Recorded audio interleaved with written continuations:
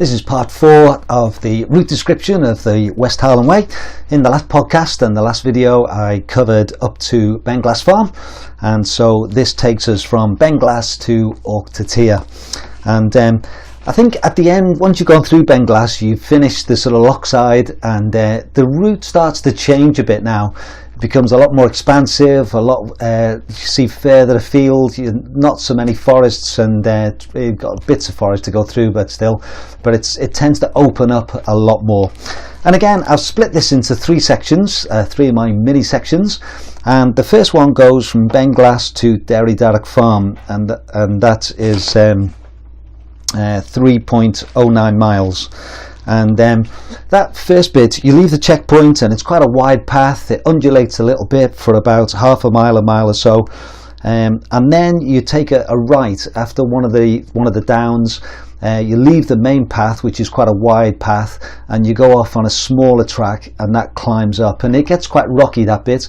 You go through a sheep pen, and then you go down a bit, and then another up, and then for about the next mile or so, you're climbing and running up towards Rowardennan farm, and there's a bit where it's like a semicircle shape that you can see, and you can see quite a way ahead of you, and it's basically a single track path, and a bit rocky but fairly runnable and fairly flat, and then 1 or 2 ups and downs, and then you got a bit of a climb up, and then you come to another junction, another path, which then leads you down into Rowardennan farm, and you go through a couple of gates on the way down there. Now, it used to be possible to meet your support there, but we discourage that now because there's no real places to park, so you'd probably just be running through there. But that's that first section, and on that first little mini split you've got 325 feet of climb and just 10 feet of descent, so it's mainly climbing really, even though I'm surprised it's only 10 feet of descent. It feels a lot more than that, so maybe that my watch wasn't quite recording too well on that bit. And then from Rowardennan, I've got my next mini split is to the big gate, and I'll explain where that is in a moment, and that's 2.76 miles, and you've got 108 feet of climb and 10 feet of descent. Those figures don't look very right to me actually, so I would take those with a pinch of salt, because I think there's a lot more than that on that bit. Anyway, you leave go through Rowardennan, you go over a little bridge, turn right, and you're right into little woods there, just for a couple of hundred yards, a bit of a climb up, very narrow muddy path, go through a gate and through that, and then you're on a path which basically follows the river for about a mile or so, and fairly flat, again little rises, little descents, but fairly sort of runnable at that section. And then a little bit of a climb at the end, and then you take a left, and then you go through a very narrow tunnel, a very low tunnel I mean, which is the railway bridge. And do be careful here. We do put marked signs up, I think, well, another fling, Johnny puts a lot of stuff up there and foam and stuff, but you've got to be really careful, and bear in mind that you've been running for quite a few hours by now. But you've got to, if you're tall, you have got to bend quite low to get through that. And I remember one year someone had a cap on and didn't quite realise how low it was, and caught their head and cut themselves quite badly. So be careful as you make your way through that tunnel. Once you've gone through the tunnel, you then climb a little bit, and that's Carmyle Cottage there.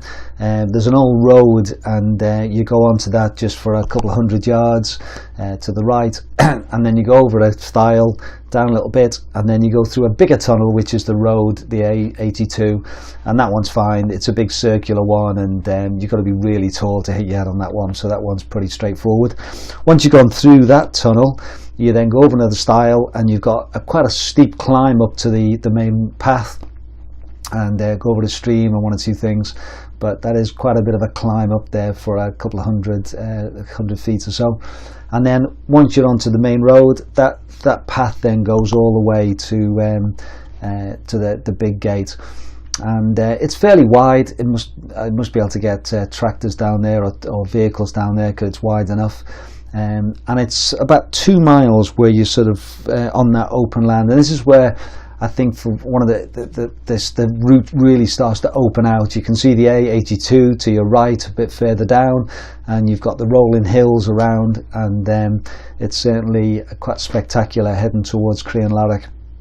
And that path is pretty undulating. You've got some ups and downs, some twists and turns, but basically you stay on that path. But it is quite rocky, so be careful with your feet. It's easy to stumble a little bit. You go over a couple of little streams as well, so it's been a wet summer, then they're bigger than others. Sometimes it's just a trickle. And then eventually you come to what's known as Cowpoo Alley, and there's a farm there, and the farmer often leaves his cows on the track, and it gets quite muddy. Now in some years, if it's been dry, then it's fine, but if you do a recce in the winter or when it's been wet, then that can get really, really muddy. And I've gone through there where my up to ankles in mud, and if you have to keep right to the left to get past it on the slightly higher ground. But that's part of the fun. But you work your way past that farm, and then there's about another half mile or so, and then you eventually come to a big gate, and one of the gates that you go through, but it's a really tall one. It's probably the biggest gate on the whole route, so it's well over 7-8 foot that you work you through. And I reckon that gate is round about halfway. It's around about 47 and a bit miles, so it's roughly it's a good vantage point. So once you get past that gate, then you know that you're in the second half of the race, as it were, and you reach a path, and that's my second mini split.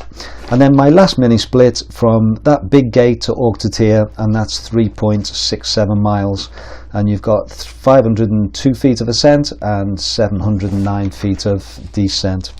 If you go right there, then the path takes you down into Crianlarich, and some supporters will park in Crianlarich and walk up and meet your support there. Sometimes we have different folks there, so I remember different races, you've got folks that are supporting there, waiting for their own runners or cheering on other runners as well, so it's quite nice getting a bit of support. And then from that big gate, so you take a left, it's a big climb up, and you're right into the forest there. And this is a great little section. It lasts for about 2.5 miles, and you're working your way through the paths. There's lots of ups, lots of downs, lots of twists and turns, and it really tests everything that you've got at that stage. People have described it in different ways: a twister, a roller coaster. I think Andy Cole one year, I think he told me that he thinks there's one big climb, two smaller ones, and then you repeat that 3 times. I didn't quite work that out. Maybe he'll correct me. But basically there's lots of ups and lots of downs, and it does seem to go on for quite a while. It's quite a narrow path. It's 1 or 2 times it gets broad enough that you could overtake people or run alongside people, but a fair bit of it is single file as well. But I can't say any more than it's lots of ups and lots of downs, and lots of bits to sort of test and see how your legs are going. But eventually, once you've gone on all the ups and downs, and you've been through the big long ones and the small ones and the up and down, you come to a downhill where it's a wider path, and you hit a T-junction, and I think there's a signpost there which says right to a B&B somewhere, don't go that way, and you can often hear the road at that point. But you take a left, and that's the last big climb. I always know when I get to that T-junction, then it's the last big climb to the left, and then once you get to the top there, it's a lovely downhill run all the way down to the A82 road. And again, it's on softer ground, and you feel as though if your quads are okay, you're able to run all the way down there. And just at the end, there's some stone steps to go down. You go under a beautiful railway bridge, big stone railway bridge, and once you go past that, get back down to the bottom, take a left, and it's about half a mile down there. You can hear the A82 just the other side of the woods, and you run in, and then you cross the road. Now be really careful here, because it's a busy road, and at that bit it's quite straight. It's a straight, and cars are going pretty quickly, so just judge it right. Don't want to get knocked over. Sometimes we have a marshal there, but obviously at that stage the field is spread out over many hours, so we can't have someone the whole time. But do be careful as you cross that road. Make sure you look both ways, give yourself enough space. It's not worth trying to risk it and getting knocked over, so just make sure there's enough space to be able to get over. Once you cross the road, you take a left, and the path just follows the road on the other side for about a quarter of a mile or so. Go over a fence, cross a field, go through another gate, and then you go onto a road then which leads to the farm. So you go over a wooden bridge which has got wooden slats, and then you run for about a quarter of a mile, almost half a mile, to the farm. When you get there, take a left just before the farm, go through a couple of gates, and then you're onto a sort of rocky path then, a wider path, a farm path, all the way to Auchtertyre. You go past St Filian's Church, well, the ruins anyway, there's a few ruins there, and just keep on going. A bit of a climb, and then it's basically a descent all the way down to Auchtertyre. And then when you get to Auchtertyre, that section from Beinglas to Auchtertyre is 9.52 miles, and so overall you've ran 50.62 mile or 02 miles. So you've had you're over halfway now, and you've certainly broken the back of it. At that checkpoint you get weighed, so we just check everyone's okay at that point, and then you set off after that. So that's my little description of Beinglas to Auchtertyre.